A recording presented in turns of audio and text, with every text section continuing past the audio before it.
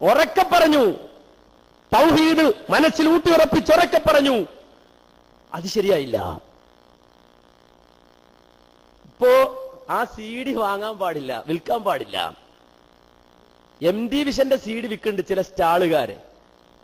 നിങ്ങൾ മനസ്സിലാക്കണം, ചില സ്റ്റാളുകാര്, ചില കച്ചവടക്കാര് ഈ സംവാദത്തിന്റെ CD വിൽക്കാൻ പാടില്ല എന്നാ. സംവാദത്തിന്റെ CD വിൽക്കണം എന്ന് പറഞ്ഞ് വാശി പിടിക്കാൻ എനിക്ക് നമുക്ക് റോയൽറ്റി ഒന്നും കിട്ടൂല കേട്ടോ. അപ്പൊ ചില ആളുകൾ വിചാരിക്കും അത് മൗലവിക്ക് പൈസ ഉണ്ടാക്കാനിരിക്കുന്ന. അല്ല, ഈ CD വിൽക്കാൻ പാടില്ലെന്ന് മാത്രമല്ല, കേട്ടോളൂ. ഇതിനെ പറ്റിയിട്ട് നമ്മുടെ ജക്കരിയ സ്വലാഹി എഴുതിയ നിരൂപണം, നമ്മൾ പുറത്തിറക്കിയ മൂവാറ്റുപുഴ സംവാദ CD, പ്രത്യേകിച്ച് സുന്നികളുടെ ചോദ്യ സെഷൻ നേതൃത്വം സശ്രദ്ധം കാണണമെന്ന് എനിക്ക് കാണുമെന്നാണ് എനിക്ക് അഭ്യർത്ഥിക്കാനുള്ളത്. ശിർക്കല്ലാത്ത കാര്യം ശിർക്കാണെന്ന് നമ്മൾ സുന്നികളുടെ മുമ്പിൽ വിശദീകരിച്ചത് കൊണ്ട് ഇമാമിയങ്ങൾ ശിർക്ക് പ്രവർത്തിക്കുന്നവരാണ് എന്ന് നമുക്ക് അവരുടെ മുന്നിൽ അംഗീകരിക്കേണ്ടി വന്നില്ലേ എന്നാണ്. ജക്കരിയ സ്വലാഹി അദ്ദേഹത്തെ ബഹുമാനിച്ചുകൊണ്ട് തന്നെ പറയട്ടെ, ഏത് ഇമാമും മുശ്രിക്കാണെന്ന് അവിടെ പറഞ്ഞത്? ഏത് ഇമാമും മുശ്രിക്കാണെന്നാ പറഞ്ഞത്? നിങ്ങൾ പറയണം. ഏത് ഇമാമിനെ മുശ്രിക്കാക്കിയത്? ഇനി കേട്ടോളൂ, ഇമാമുമാരുടെ പ്രവർത്തനങ്ങളിൽ ശിർക്ക് ആരോപിക്കുന്നത് സാധാരണക്കാരായ സുന്നികളുടെ മുമ്പിൽ നമ്മെ പരിഹാസ്യരാക്കാൻ മാത്രമേ ഉപകരിക്കുകയുള്ളൂ. ഇത്രയും ദുഷിച്ചോ നിങ്ങളുടെ മനസ്സ്? ഇത്രയും ദുഷിച്ചോ നിങ്ങളുടെ ഹൃദയം? മുമ്പ് ഞങ്ങൾ കണ്ടിട്ടുണ്ട് ഹൊസങ്കടി വാദപ്രതിവാദം കഴിഞ്ഞിറങ്ങി വരുമ്പോ നാട്ടിലെ സുന്നികൾ പോലും ആ വാദപ്രതിവാദത്തിൽ മുജാഹിദുകൾ ജയിച്ചു എന്നെഴുതിയപ്പോ എടവണ്ണയിലെ സലാം സുല്ലമി പേനയെടുത്തെഴുതി മുജാഹിദുകൾ തോറ്റു എന്ന്.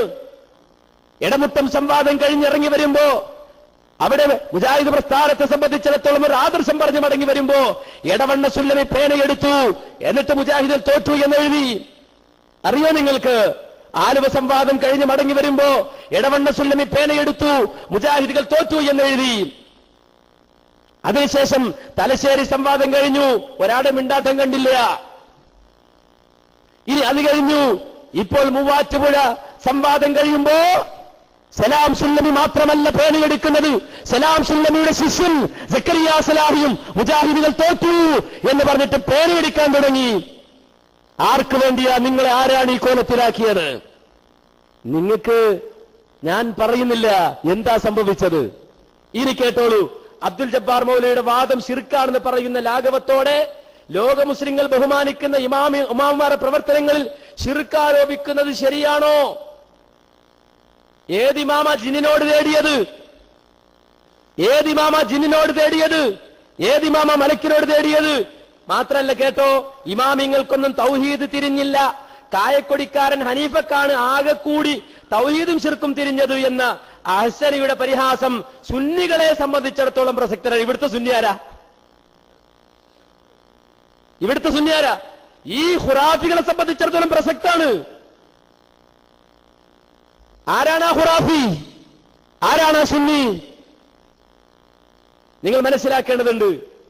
പക്ഷെ ഞങ്ങളൊരു കാര്യം പറയട്ടെ സക്കരിയ സ്വലാഹിയോട്, ഞങ്ങൾ മറന്നിട്ടില്ല, ഞങ്ങൾ മറക്കൂല. കാരണം ഇതും ഇതാണ് ഞാൻ പറഞ്ഞില്ലേ,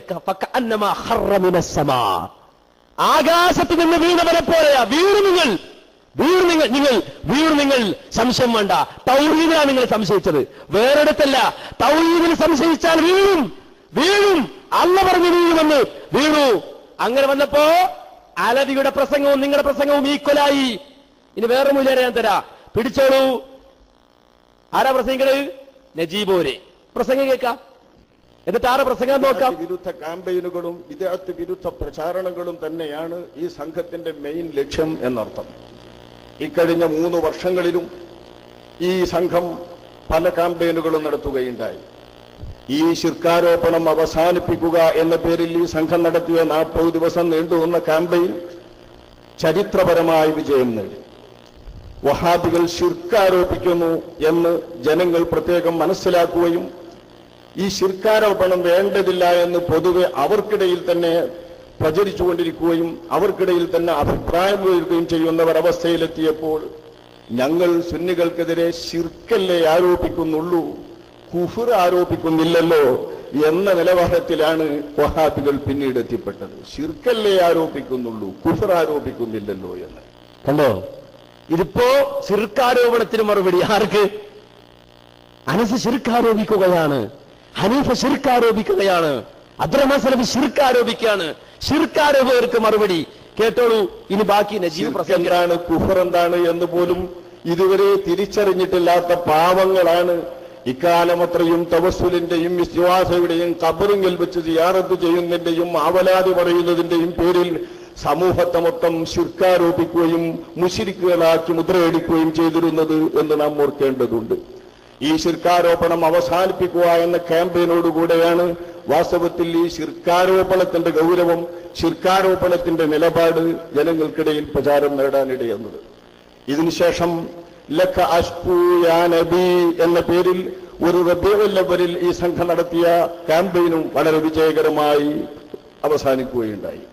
ഇപ്പോൾ ഇതാ ഇതിന്റെ 3-ാം വർഷത്തിൽ മതം ഗുണകാംക്ഷിയാണ് എന്ന പേരിൽ 4 മാസം തുടർച്ചയായി സാമ്പത്തികമായ എല്ലാ ശേമുഷിയും സംഘടനാപരമായ രാഷ്ട്രീയമായ മറ്റെല്ലാ തരത്തിലുള്ള സ്വാധീനവും ദുരുപയോഗപ്പെടുത്തിക്കൊണ്ട് കേരളത്തിലെ വഖാബി പ്രസ്ഥാനം നടത്തിയ ഒരു വലിയ ക്യാമ്പയിൻ, കേരളത്തെ തന്നെ പല മേഖലകളാക്കി തിരിച്ചുകൊണ്ട് നടത്തിയിരുന്ന ഒരു വലിയ ക്യാമ്പയിൻ, ആ ക്യാമ്പയിനിൽ വിസർജിച്ചതും മതം ഗുണകാംക്ഷിയാണ് എന്ന പ്രമേയത്തിൽ ശിർക്കാരോപണം തന്നെ. ഇതിന്റെ കാര്യത്തിൽ കണ്ടോ, നമ്മളിതാ പറഞ്ഞത് മതം ഗുണകാംക്ഷയാണ്, ശിർക്കാരോപണമാണ്. എടവണ്ണയിൽ മുഖാമുഖം ശിർക്കാരോപണമാണ്, കണ്ണൂർ ശില്പശാല ശിർക്കാരോപണമാണ്. നമ്മൾ എന്ത് നടത്തിയാലും ശിർക്കാരോപണ. ഇത് ഖുറാഫി പറഞ്ഞതാ. ഇപ്പോ ശിർക്കാരോപണം തീർന്നില്ല. ജനങ്ങളുടെ ശ്രദ്ധ ക്ഷണിക്കുന്നതിനാണ് ശിർക്കാരോപണമല്ല ഗുണകാംക്ഷ എന്ന പ്രമേയത്തിൽ ഈ ക്യാമ്പയിൻ കേരള സുന്നി ജമാഅത്ത് നടത്തുന്നത്. അൽഹംദുലില്ലാഹ്, ഇതിന്റെ തുടക്കം മുതൽ തന്നെ വഹാബി ഗാങ്ങിൽ വിരളി പിടിച്ചതിന്റെ അടയാളങ്ങൾ പലയിടത്തും കാണുന്നുണ്ട്. ഉദ്ഘാടന സമ്മേളനം കുറ്റ്യാടിയിൽ വെച്ച് നടന്നപ്പോൾ തന്നെ കണ്ടോ. അപ്പോ ശിർക്കാരോപണം, എത്ര ശിർക്കാരോപണ ഇത് നജീബൂര് പറഞ്ഞ് എത്ര കേട്ടു.